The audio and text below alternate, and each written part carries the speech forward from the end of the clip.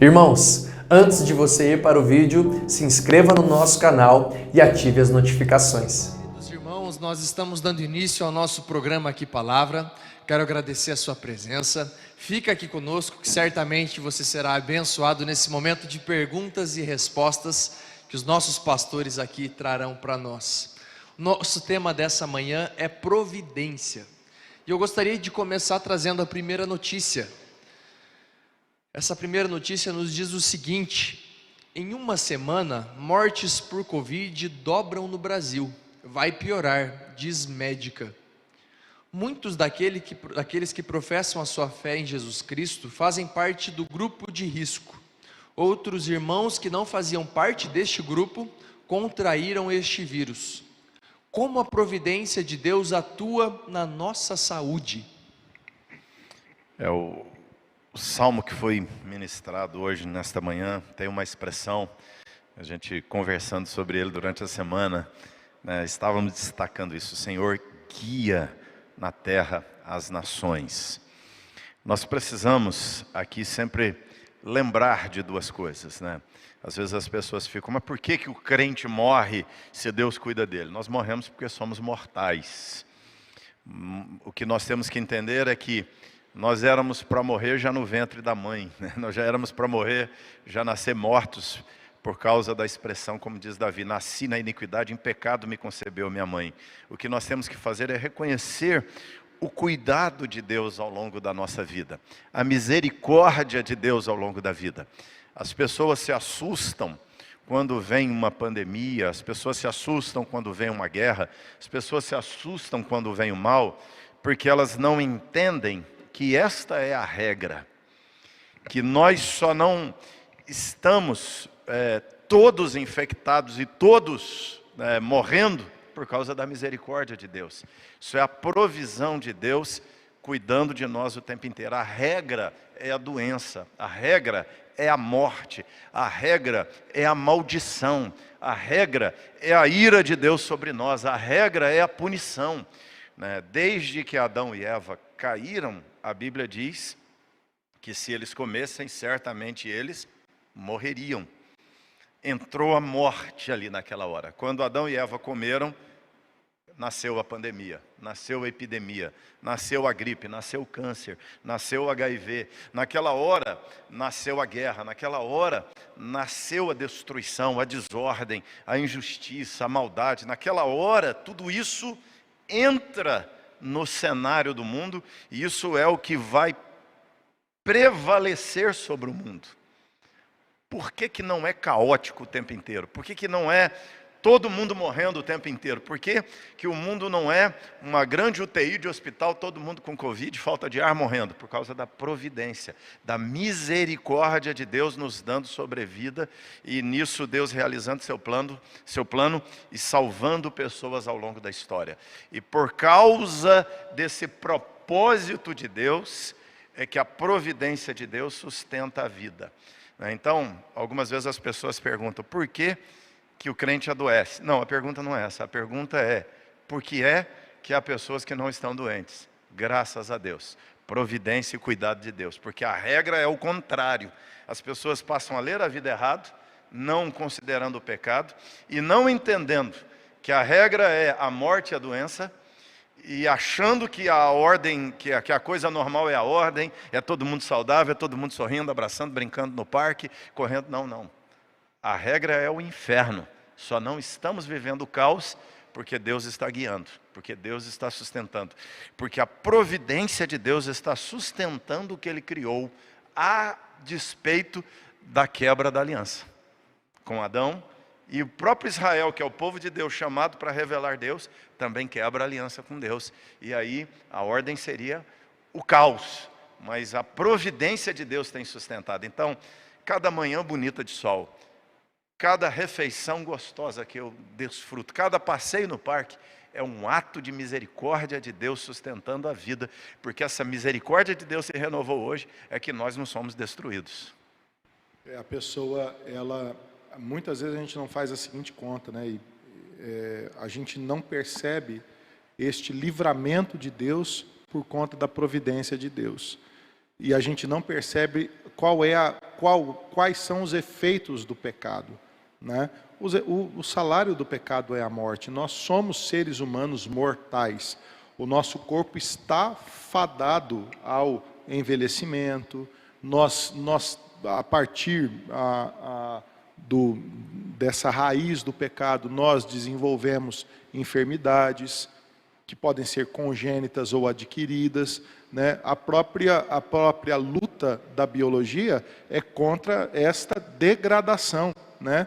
E por mais que, e aí o avanço da medicina é providência de Deus, é graça de Deus sobre toda a terra, é Deus governando sobre toda a terra, né? Mas ela não evita o fim desta ação do pecado, que é a morte, né? Então, se o crente não deve temer a morte, porque a morte foi vencida na cruz do Calvário, ele também não deve temer os efeitos do Covid-19, né?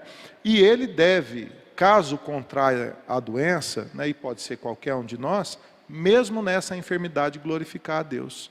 Glorificar a Deus, porque Deus não deixou de cuidar dele nem um instante, né? Nós podemos trazer aqui testemunho de várias pessoas que passaram por esse vale aí, né, e que foram de mãos dadas com o Senhor Jesus, pois Ele está conosco até na morte. É um mistério de Deus, pastor Leonardo, mas o crente, ele é chamado para duas coisas: para viver uma vida responsável e para não temer, para ser um missionário de Deus em todas as situações da vida, até nos piores embates, né? Que bênção. Pergunta boa, de um menino chamado Gabriel Benjamin, de 7 anos. Pastores, Deus sabia que o homem pecaria? Se sabia, por que mesmo assim Ele o criou? E aí eu já estendo a pergunta: e por que colocar a árvore no jardim? Então, tem um princípio, né, que é: Deus é o único ser perfeito no universo. Quando Deus cria o homem, né, há uma noção de que Adão era perfeito e caiu. Se ele fosse perfeito, ele não caía, né? Deus não cria outro ser perfeito. Isso é uma exclusividade de Deus. A divindade, a perfeição é a atribuição da divindade.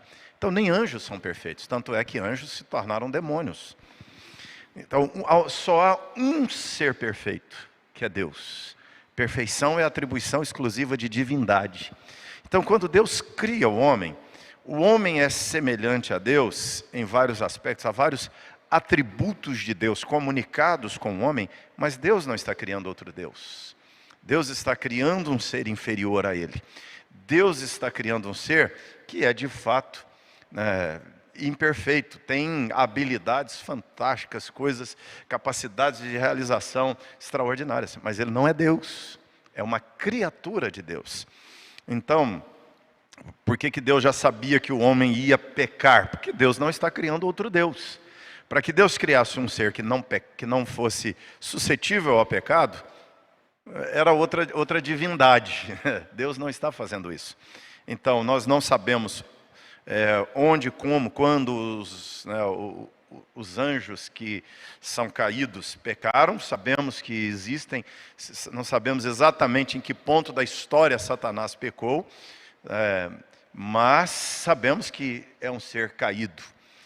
E num outro momento, uma outra história que não conhecemos, esses anjos abandonaram, como diz Judas, seu estado original, que era um estado de não pecado, para um estado de pecado, de queda, se tornaram seres das trevas, estão presos em trevas, ou seja, estão condicionados ao pecado e às trevas e à maldade. E Deus cria depois na história aqui o ser humano. E quando Deus está criando, então Deus não cria um ser perfeito mesmo, né? E não é intenção de Deus criar outro Deus, por isso que é um ser imperfeito. E Deus coloca a árvore lá no Éden, exatamente porque esse ser é pecado e o plano de Deus passa pelo pecado, passa pela queda. O plano de Deus, a ideia de Deus não era criar um ser humano perfeito num paraíso e esse ser ia viver ali a vida inteira e de repente, surpreendentemente, esse ser cai, pega Deus de surpresa e frustra o plano de Deus e muda o plano de Deus. Não. O plano de Deus é criar um ser que é imperfeito, ele vai cair, a árvore está lá para a queda, e nós temos que entender que o plano de Deus passa pela história toda, vinda de Jesus e morte de Jesus, ressurreição de Jesus, ascensão aos céus, segunda vinda de Jesus, e na segunda vinda de Jesus, o que a Bíblia diz? Nós seremos transformados, nós seremos glorificados, nós seremos revestidos de imortalidade, de glória, e a glória de Deus nos revestindo. Nós seremos então aí incapazes de pecar, agora perfeitos, mas não igual a Deus. Por quê? Nós viemos de redenção. Nós já caímos, seremos perfeitos, mas não deuses. Por quê? Porque Deus nos redimiu. Então, quando Deus cria Adão, Deus não está querendo criar só Adão, Deus está querendo criar o povo salvo à semelhança de Cristo, para a eternidade com Ele. Nós seremos imortais, incorruptíveis, mas não deuses. Por quê? Caímos e pecamos. Assim como os anjos que existem hoje, são chamados na Bíblia os anjos eleitos, que não são deuses porque são redimidos. São redimidos por Deus, por ato de glória e misericórdia de Deus, ou por ato de misericórdia de Deus para a glória dele. Esses anjos não são deuses porque são redimidos. E nós não seremos deuses porque somos redimidos. Bênção demais. Então nós podemos dizer que o sacrifício de Jesus é suficiente também para redimir os anjos.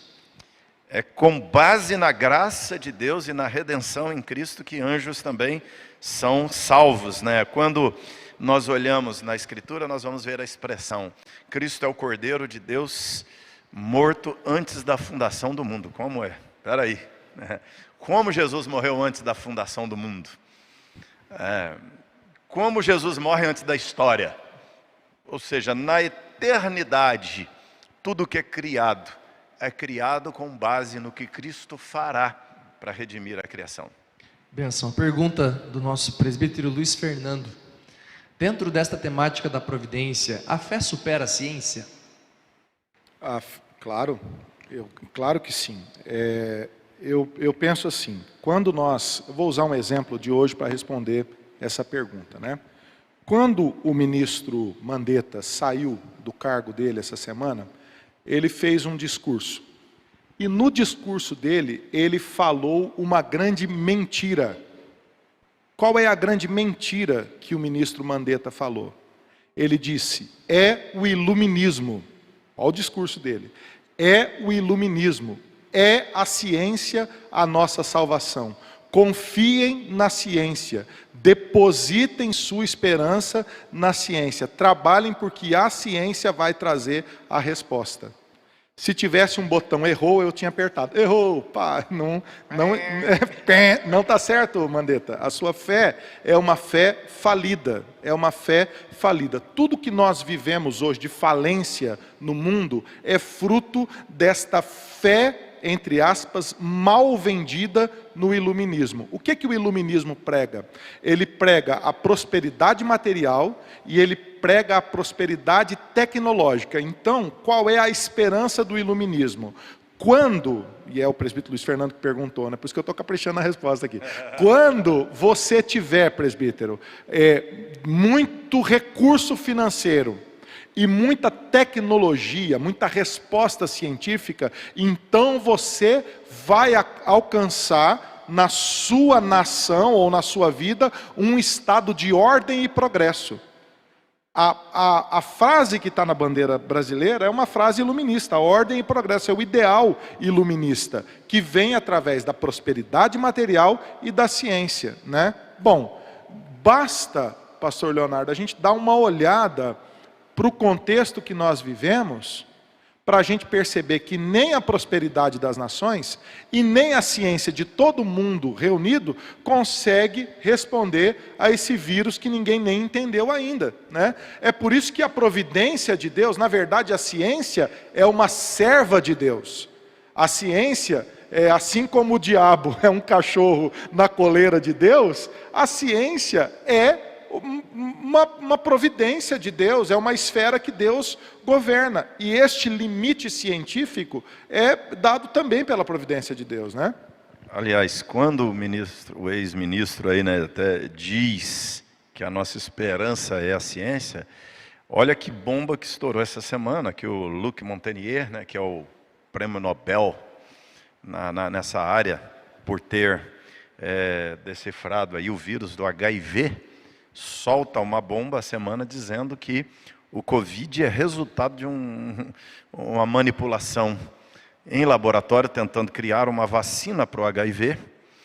E nesse trabalho feito juntando o corona com o HIV, virou esse Covid-19 e vazou acidentalmente do laboratório em Wuhan, onde essa manipulação estava sendo feita. Então, quer dizer, há alguns contestando, mas não é qualquer um que está falando, é um Nobel, um prêmio Nobel que está falando, e que ajudou a montar, inclusive, o laboratório em Wuhan. Então, preste atenção, é algo que todo mundo precisa parar para prestar atenção, porque às vezes as pessoas falam, escuta a ciência, mas aí é conveniente, escuta o que quer escutar. Não, é um cientista de grande autoridade falando que esse vírus, ele é sintético, ele é resultado de manipulação de laboratório, um acidente que aconteceu, ou seja, isso é um brinde da ciência para nós. Isso é um presente da ciência para nós. Enquanto estão dizendo, confie na ciência, qual ciência que eu vou confiar? Essa que está tentando achar uma cura para o vírus, ou essa que nos presenteou com o vírus? E sem contar que os maiores, eu morei em Boston 6 anos, os maiores laboratórios científicos da indústria farmacêutica, de desenvolvimento de remédios estão lá, o pastor Amaury conhece lá, os maiores laboratórios biológicos do exército americano estão lá, as maiores armas do mundo hoje, elas não são armas de explosão, elas são armas biológicas, as grandes armas de disseminação da morte em massa no mundo hoje são biológicas, né? E assim como diz a lenda, não sei se isso é verdade ou não, que Santos Dumont se frustrou ao ver o avião sendo usado para matar pessoas, também é muito frustrante ver a indústria, a ciência voltada para a morte. Por que que os países ficam desesperados com o que eles não sabem a respeito da China, com o que eles não sabem a respeito do Irã, com o que eles não sabem a respeito de nações com a Coreia do Norte? O que acontece lá? Por que eles ficam desesperados? Porque a ciência trabalhando para o mal, né? A ciência trabalhando para fins espúrios, é a ciência trabalhando para a morte. Mas daí não é a ciência, pastor Leonardo, é a mesma coisa que o pastor Amaury começou a responder aqui, isso é fruto do pecado, vai cair na mesma coisa, né? Por isso que a fé tem que ser em Deus, e não nessa coisa da ciência. A ciência não vai salvar ninguém não, querido. Bênção. A Mirley acabou de falar assim: parabéns, irmãos, pela iniciativa desse momento, que Deus abençoe ricamente e que muitos sejam alcançados.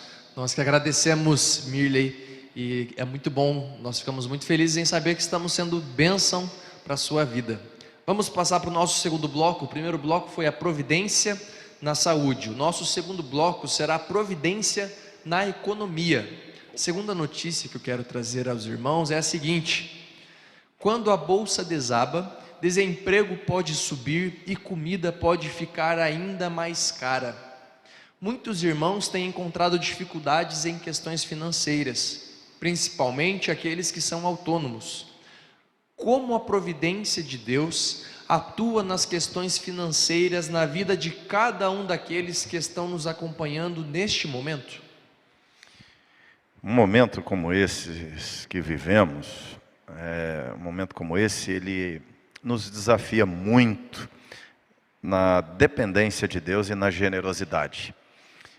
Às vezes as pessoas vão pensar, mas poxa, se Deus está conduzindo a terra com sua providência, então a bolsa só tinha que subir, não podia cair nunca. Nós precisamos prestar atenção numa coisa: aonde está o coração do ser humano?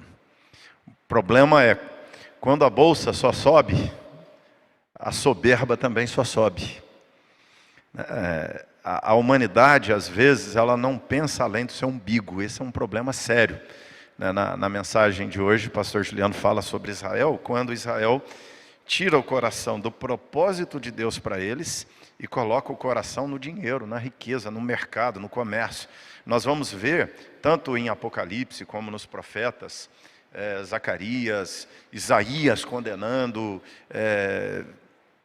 essa coisa, né, de Deus às vezes ferir a humanidade com uma disciplina, e quando Deus o faz, Deus toca exatamente no bolso da nação, toca exatamente no bolso da economia da humanidade. E quando Deus mexe no bolso, naturalmente vai mexer na bolsa, né? Não na de valores, mas na bolsa de comida em casa, vai mexer na despensa, né? Por vezes, para quebrar a arrogância humana, para quebrar essa autossuficiência humana, né? Para quebrar essa ideia de que é o iluminismo, de que é o meu comércio, de que é a minha ciência, que é a minha capacidade, Deus dá esses sustos na humanidade. Deus disciplina a humanidade mexendo exatamente aí. Todas as vezes que nós vemos a humanidade caminhando para muita arrogância, para muita autossuficiência, todas as vezes que nós vemos a humanidade achando que o problema é ideológico, que o problema é só econômico, que o negócio é só essa coisa de mercado, que nós mesmos vamos resolver nossos problemas com o nosso avanço tecnológico, científico, são momentos em que nós estamos sinalizando que Deus vai permitir algumas coisas assim, que Deus vai dar uma chamada de atenção, né, mostrando que a humanidade não é nada, que a ciência não é nada, que o mercado não é nada, que o nosso dinheiro não é nada, né? E nós precisamos entender que é a bênção de Deus que nos sustenta, que é a provisão de Deus que nos sustenta. É interessante, quando nós olhamos o povo hebreu saindo do Egito e indo para Canaã, e eles estão entrando na terra, começando a estabelecer uma agricultura, começando a construir uma economia, começando a negociar com os povos vizinhos e ganhar dinheiro, se estabelecer como proprietário da terra, ou como usuário da terra, na verdade, né, uma das mensagens é entender que a terra não é do homem, é de Deus. Deus fala com eles assim, Deuteronômio vai dizer isso, né? Quando vocês prosperarem na terra, não digam lá na frente que foi o meu braço, que foi a minha técnica agrícola, que foi a minha capacidade de realização, que foi o meu trabalho, que foi minha pesquisa, que foi minha ciência, que me deu tudo isso. Deus diz para eles, lembrem-se quando vocês prosperarem na terra, que foi a bênção de Deus que deu a vocês a terra, que deu condição de trabalhar, que deu chuva, que deu clima favorável, e vocês semearam e colheram. Vocês venderam, negociaram e ganharam dinheiro. Lembrem-se. Não digam que foi o meu braço, senão Deus diz, eu vou ferir vocês com peste, eu vou ferir vocês com Covid, eu vou ferir vocês com várias coisas, para vocês se lembrarem que é a bênção de Deus. Então, por que a bolsa cai? Para nos lembrar que nós dependemos de Deus para sustentar. Por que vem fome? Por que vem falta de comida? Por causa da soberba humana. Como agir nessa hora?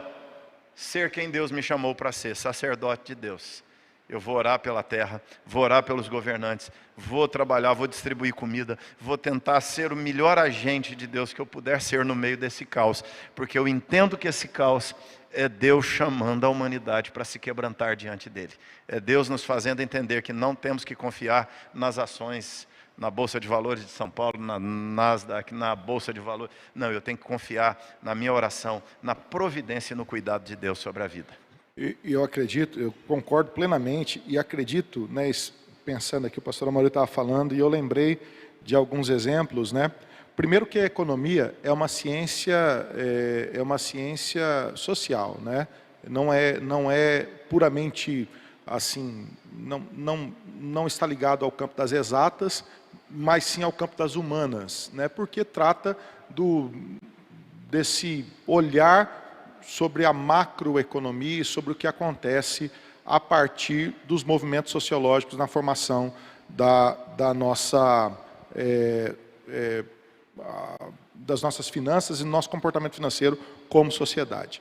Bom, em momentos de crise, a economia, e aí nós vemos aqui o pastor Amaury falando da questão da disciplina de Deus, ela revela quem nós somos, né?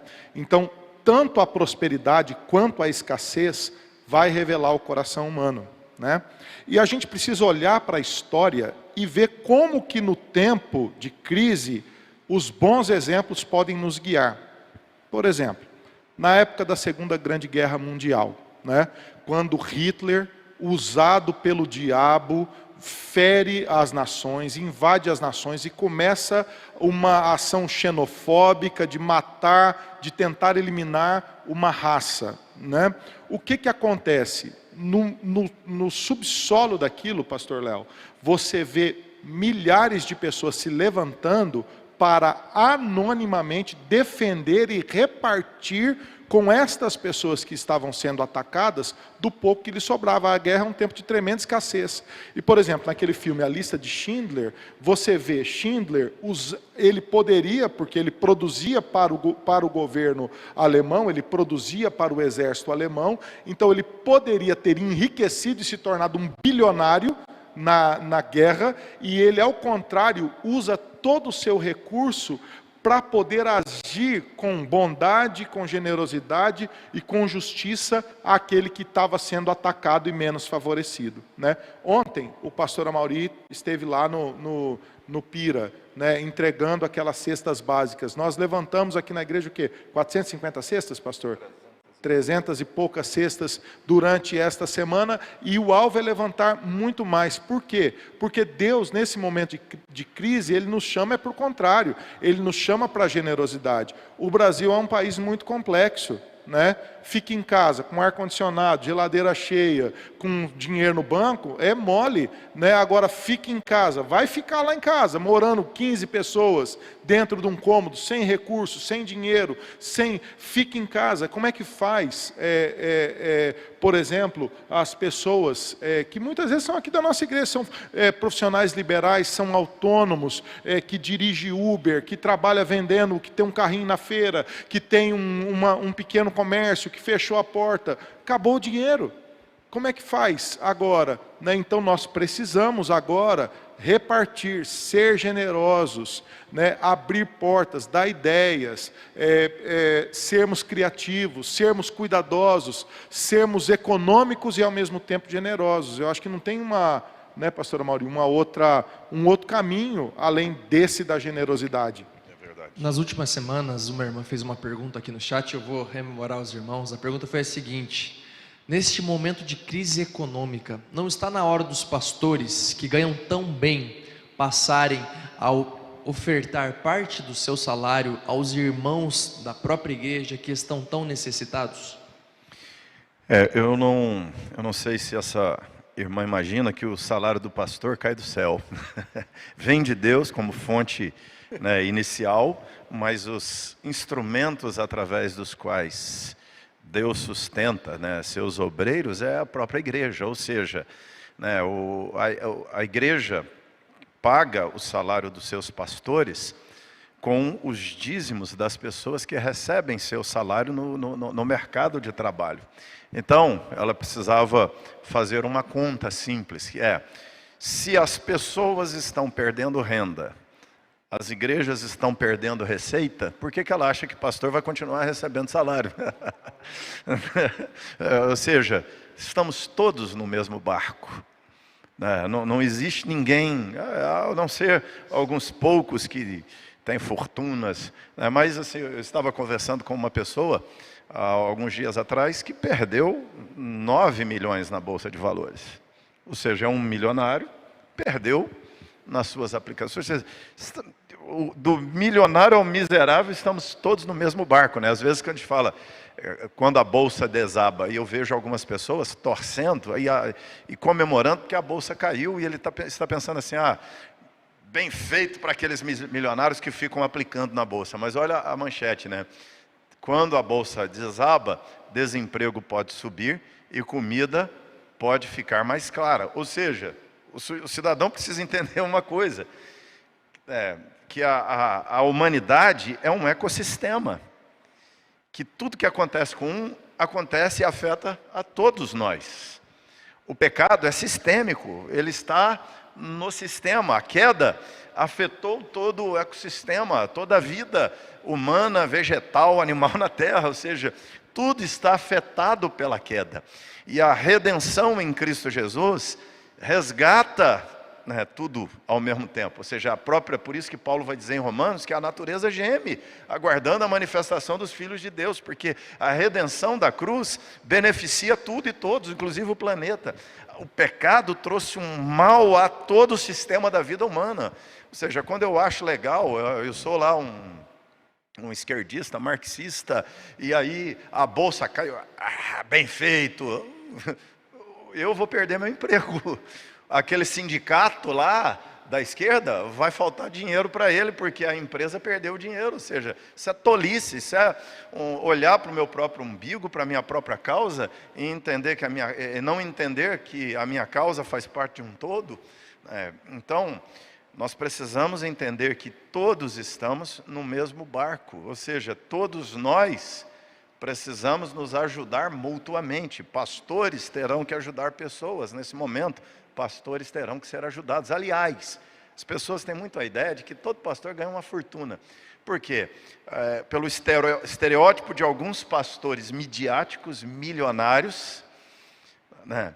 Na verdade, a grande maioria dos pastores no Brasil, 85% dos pastores no Brasil, ganham entre 3 salários mínimos. Vai dividir o que com quem? E vão ganhar... Pensa, a maioria das igrejas não estão fazendo cultos. Aliás, as igrejas não estão fazendo culto. Nenhuma igreja está fazendo culto. As que estão fazendo estão sendo fechadas. E a maioria arrecada, ou a maioria da arrecadação é nos cultos. Alguns conseguem doar dinheiro por internet, fazer transferência. Mas, gente, ontem eu estava visitando algumas pessoas e me chamou a atenção, algumas pessoas que visitamos ontem, numa comunidade muito pobre, estrada de terra, na beira de um rio de esgoto, e nós conversamos com várias pessoas que não conseguem baixar o aplicativo do governo para receber os R$600 do governo. Nós estávamos lá conversando com uma senhora lá, falando, mas a senhora não, mas eu não tenho celular para baixar o aplicativo. Eu não sei como é que mexe com isso. Falei, alguém da sua família? Mas ninguém na minha família tem celular. Gente, tem gente que não tem celular. Quando tem, é aquele que só serve para ligar de crédito lá, pré-pago só para fazer a ligação. É aquele quadradinho assim que recebe MSN. SMS, né? Mensagem lá, só recebe mensagem. O WhatsApp nem sabe para onde passou isso. Agora, essa pessoa doente em casa, não tem celular, não tem ninguém no ciclo de relacionamento que tenha. Como é que vai receber os R$600 do governo? Então, da mesma forma, visitamos lá naquele bairrozinho pastores. A igreja está fechada, ele vivia da arrecadação daquela igreja, e os membros da igreja dele são esses, que no máximo iam receber R$600 do governo, e que nem vai receber. Nós estamos tentando aqui, pensando, como é que nós vamos ajudar essa pessoa a receber R$600 do governo? Não consegui ainda achar um jeito. Não, vamos tentar, vamos pensando numa solução. Então, fazer um cadastramento aqui. Fazer um cadastramento, vamos tentar como é que a gente vai poder ajudar, né? Mas, minha querida, vários pastores, a maioria dos pastores recebem 3 salários mínimos aí por mês e não estarão recebendo, né, esse período, porque suas igrejas não vão reunir, não tem tecnologia para fazer outro tipo de contribuição, e eles precisarão ser ajudados. Nós vamos levar a cesta básica para esses pastores. E assim, uma coisa que eu estava aqui orando, né, para responder essa pergunta, porque quem me conhece um pouquinho mais sabe que eu já quero falar logo o que eu penso, né? Mas assim, filha, você não conheceu um pastor ainda. Você não teve pastor, desculpa, mas você não conheceu ainda um homem de Deus, um pastor que fosse um homem de Deus. Você conhece esses pastor da mídia, você conhece o pastor que anda de helicóptero, o que tem o canal de TV, o que tem segurança, o que tem casa em Orlando. Você conhece esse tipo de pastor. Você não teve ainda na sua vida um pastor que fosse bênção, na sua vida, porque senão você não falaria isso, a pergunta seria diferente, né? Em segundo lugar, não conhece o sofrimento dos pastores, é isso que o pastor Amaury falou, da maioria dos pastores. Nós mesmos aqui já juntamos para ajudar pastores que ficaram sem salário durante essa crise, de pastor que não tem plano de saúde e que ficou doente, de pastor que tem filho que ficou doente e a igreja está ajudando, de pastor que no primeiro dia da crise ligou abrindo mão do salário para a igreja, dizendo, não quero receber enquanto não acabar essa crise, né? E de pastores que repartem, que são, e essa é uma outra coisa, né? No Brasil, essa imagem do pastor é muito diluída, é muito corrompida, né? Mas na igreja presbiteriana, por isso que até lembrei daquela discussão na equipe pastoral essa semana, se usa o título como reverendo, como pastor, para gerar essa diferenciação e essa noção de que nós levamos a obra de Deus a sério. E outra, é preciso pensar que toda a arrecadação da igreja, ela é voltada para o cuidado da igreja, para missões, para o cuidado. Quantos missionários que a igreja sustenta, quantas pessoas que a igreja ajuda, né? Quantas pessoas que a ação social da igreja atende, né? Então, assim, é preciso ter muito cuidado nessa hora e pensar que existem, queridos, milhares de pastores que doam a própria vida, que trabalham muitas vezes no sacrifício, que vivem assim no limite de uma vida, que educam os filhos com muito suor e que levam a palavra de Deus com fidelidade e que ajudam as pessoas e que compartilham a sua vida e os seus recursos com as pessoas, né? Então, assim, é preciso cada vez mais, eu acho que essa crise diferencia, né? Eu não sei se as pessoas têm acompanhado o que nós temos feito aqui nos cultos, mas todo culto nós estamos falando, se você está precisando de ajuda, por favor, nos procure. Se você é autônomo e perdeu os seus recursos, nós queremos conversar com você. Não que nós vamos dar dinheiro para as pessoas, mas nós queremos orar, nós queremos ver se a gente arruma uma boa ideia, se a gente arruma um caminho, se a gente arruma um jeito de poder ajudar as pessoas. É para isso que os pastores estão aqui, para pregar a palavra de Deus e ajudar o povo a ir para frente, né? Não tem outro sentido, né? Nosso cenário evangélico brasileiro, nós podemos dizer que é dividido em dois, entre os pentecostais, principalmente aqueles que aderem à doutrina, à teologia da prosperidade, e aqueles que aderem à teologia reformada. Diante da crise, qual das duas perspectivas é mais saudável à luz das Escrituras? Olha, eu gosto sempre de dizer que a boa teologia te ajuda na crise. A teologia errada te atrapalha. Na vida em geral, ela vira um laço, e quando você vive uma crise, você tem um nó na cabeça, porque aquela teologia equivocada não funciona. A teologia da prosperidade, ela nasce nesse ambiente da igreja mais neopentecostal. Nós temos essas camadas, né, que é a igreja antiga, depois da igreja antiga, que a turma só imagina a igreja católica, não existia só católica na época da reforma, né? Há uma leitura equivocada das pessoas, né? Nós tínhamos a igreja católica, nós tínhamos a igreja ortodoxa, nós tínhamos a igreja copta, já eram vários segmentos de igreja. Nós temos as igrejas reformadas, que são essas vindas, né, da reforma protestante, na virada aqui de começo do século XX, né, 1900, nós temos esse movimento, esse start do movimento pentecostal, finalzinho do século XIX, começo do século XX. Nós temos esse start do movimento pentecostal, e depois da década de 70, virada para 80, nós temos esse start do movimento neopentecostal. O movimento neopentecostal, nós temos o pentecostal, que são os movimentos saídos dos movimentos reformados históricos, o movimento neopentecostal, que são as igrejas que já saem do movimento pentecostal.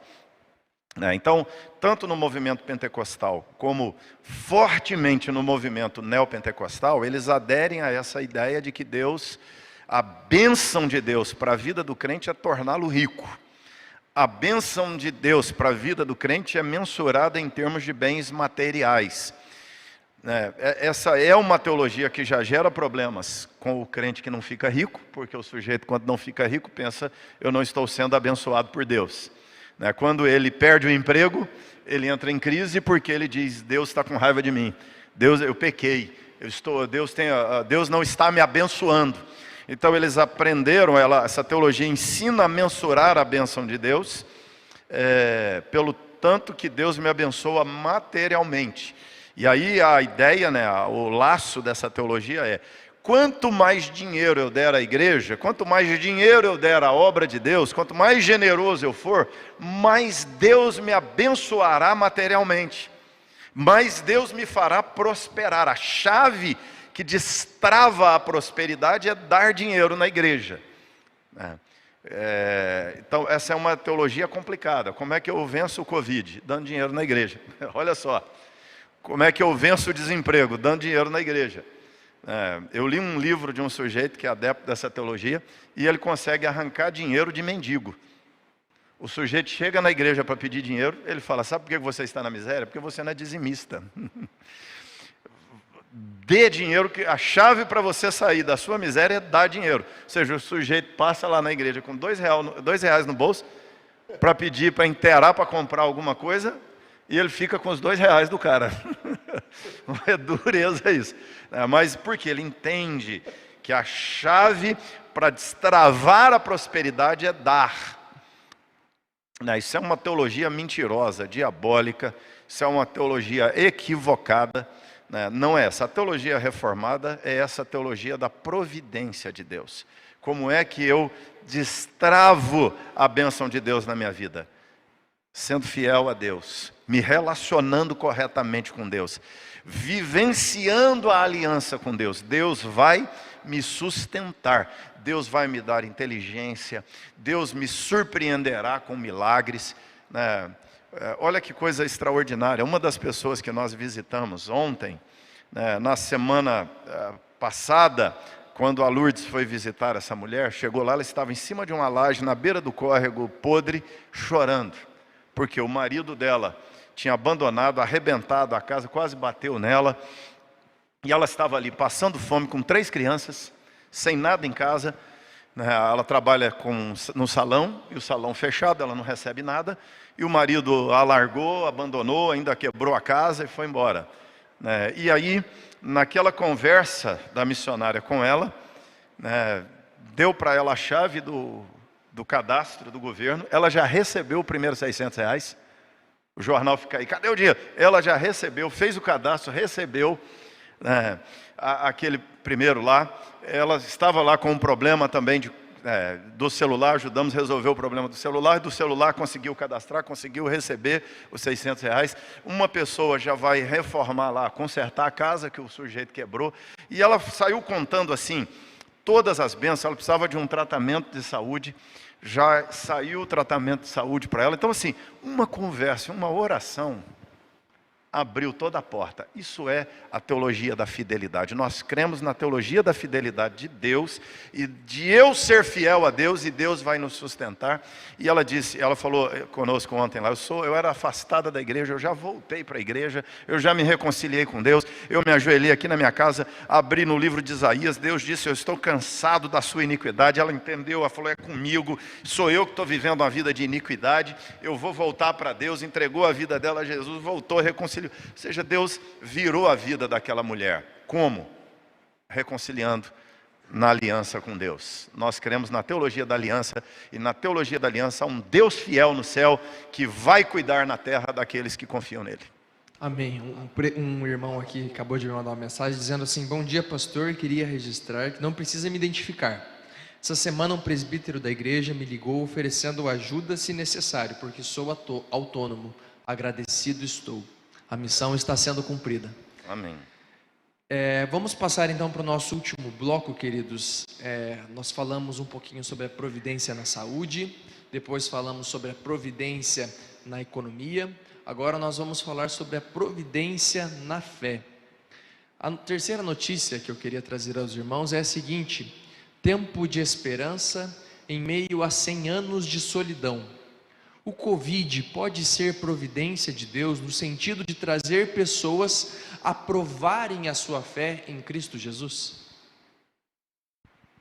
Eu creio que sim, que o Covid e tantas outras crises, né, são grandes assim, oportunidades que a pessoa tem para poder provar o seu coração diante de Deus, né? Esse momento é um momento muito complexo, porque ele gera impedimentos na vida das pessoas, né?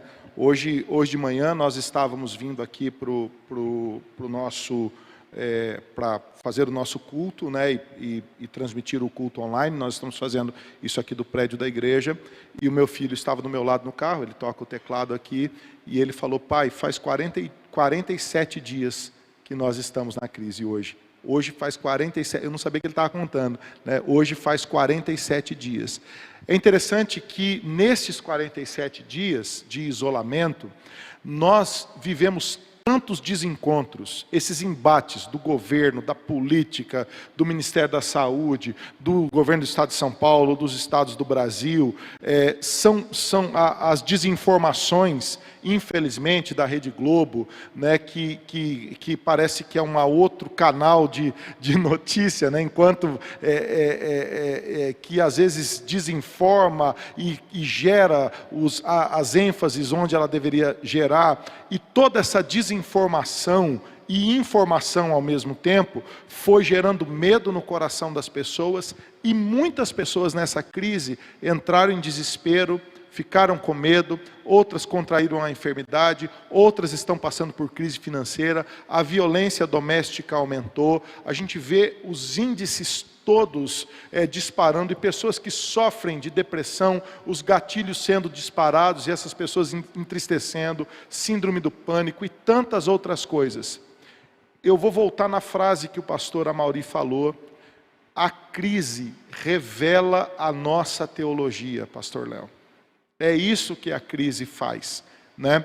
É como se a gente estivesse vivendo de maneira confortável, né? E nós que vivemos no estado mais próspero do Brasil, né? E temos as maiores oportunidades, e as maiores oportunidades tanto econômicas, quanto acadêmicas, quanto de viver a vida aqui em São Paulo. De repente tudo isso se viu desafiado, tudo isso parou, aquela correria toda estacionou, né? E nós nos vemos diante do espelho. E agora, né? Então essa crise, ela vai levar o nosso coração para dois lugares: ou o nosso coração vai se desesperar, ou ele vai encontrar descanso em Deus e esperança em Deus. Se a gente encontra descanso em Deus, a crise se torna uma grande oportunidade para pregar o Evangelho e para avançar na vida cristã, né? Se o desespero toma conta do nosso coração, né, aí o desespero vai levar para um caminho assim, morro abaixo, né? Mas se o nosso coração encontra a esperança em Deus, e é em Deus que nós temos que encontrar a esperança, é aí que o nosso coração vai ser fortalecido na hora da crise, na hora do desespero. A crise só revela o que está ou o que precisa estar no nosso coração, né? É bem verdade isso, né? Eu vi aqui uma das pessoas perguntando, né, se o Covid é uma criação da China ou uma providência de Deus, né? Na verdade, né, essa coisa, ela funciona, nós precisamos entender, né, que, como eu falei no começo aqui, né, a regra é o mal, a regra é a morte e é a doença, por causa da queda. E a providência de Deus o tempo inteiro está contingenciando o mal.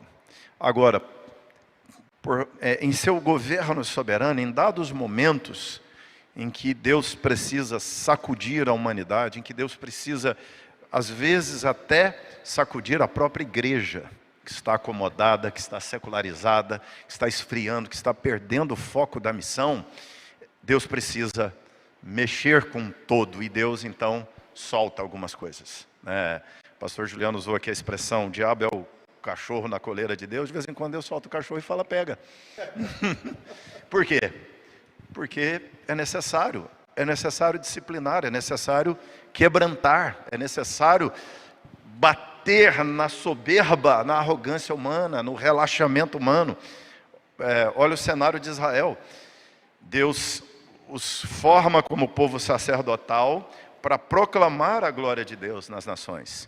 O salmo dessa manhã fala de Deus fazer resplandecer o rosto dele através de Israel. Ou seja, para que Israel existe? Para que o povo olhando para Israel veja Deus.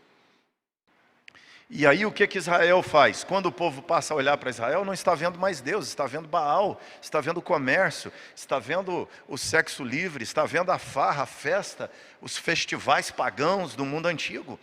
Ou seja, eles existem para que quando o povo olhasse para eles, a face de Deus resplandecesse, a glória de Deus brilhasse através deles e as nações aprendessem, ouvissem os sermões, ouvissem os louvores, ouvissem as coisas de Deus através deles. E eles se misturam, se tornam sincréticos, materialistas, promíscuos. Aí o que Deus faz? Manda a peste, manda a praga. Aí é a hora que Deus solta o cachorro, né? Aí é a hora que Deus deixa o vírus vazar do laboratório. Aí é a hora que Deus deixa o terremoto bater com mais força.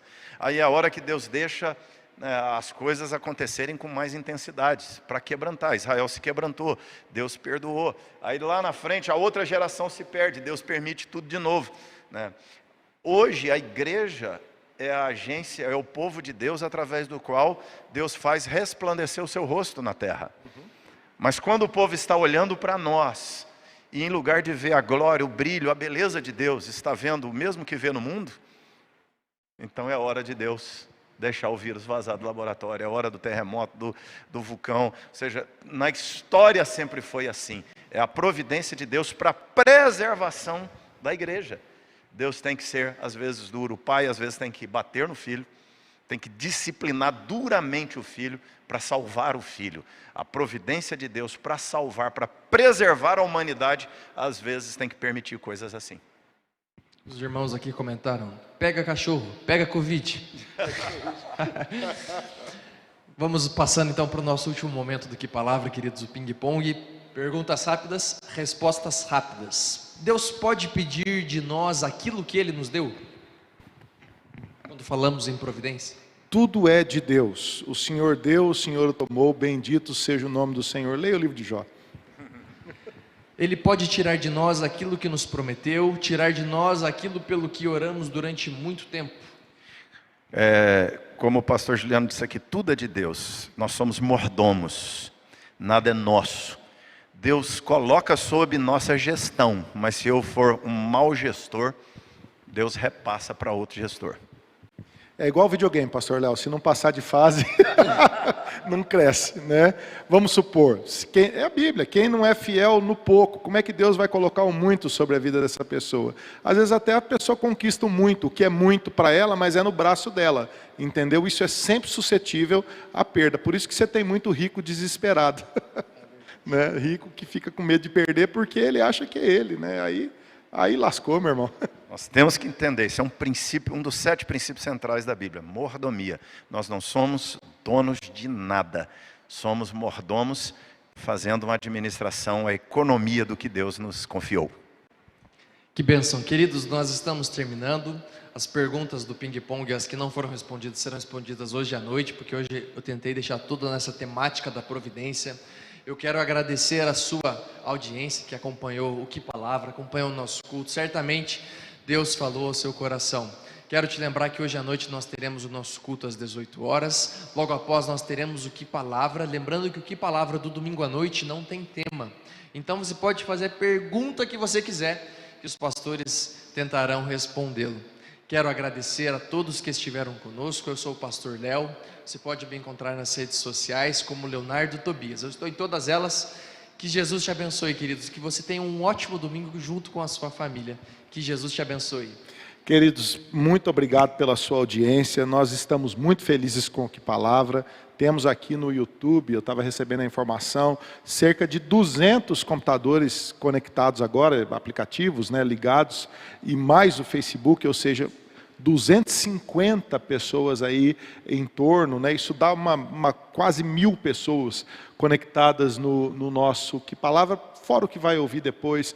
Muito obrigado, isso é sinal de que este tempo tem sido um tempo proveitoso para nós estudarmos a palavra de Deus de uma forma didática, em perguntas e respostas. Isso tem muito alegrado o nosso coração. Quero desejar a você um ótimo domingo, Deus te abençoe em família, em nome de Jesus. Me siga lá no Instagram, Juliano Sócio, me acha por lá. Quero muito conversar com você pelo Instagram, tem muita coisa boa acontecendo lá e em todas as redes sociais.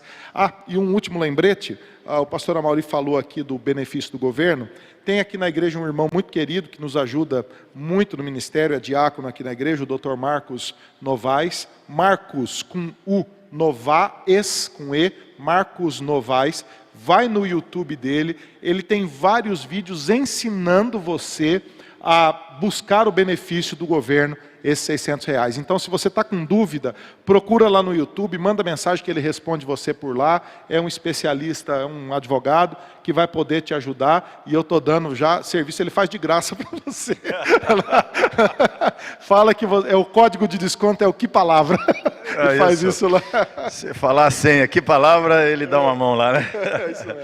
Muito bem, muito obrigado mais uma vez pela presença de vocês aí, nos acompanhando. Nos alegramos muito, é um privilégio poder conversar com você nesses domingos, pela manhã, à noite, na segunda, no Que Palavra. Então, continue firme aí, confiando no Senhor. A providência de Deus nos sustenta durante toda essa situação crítica que vivemos, tá certo?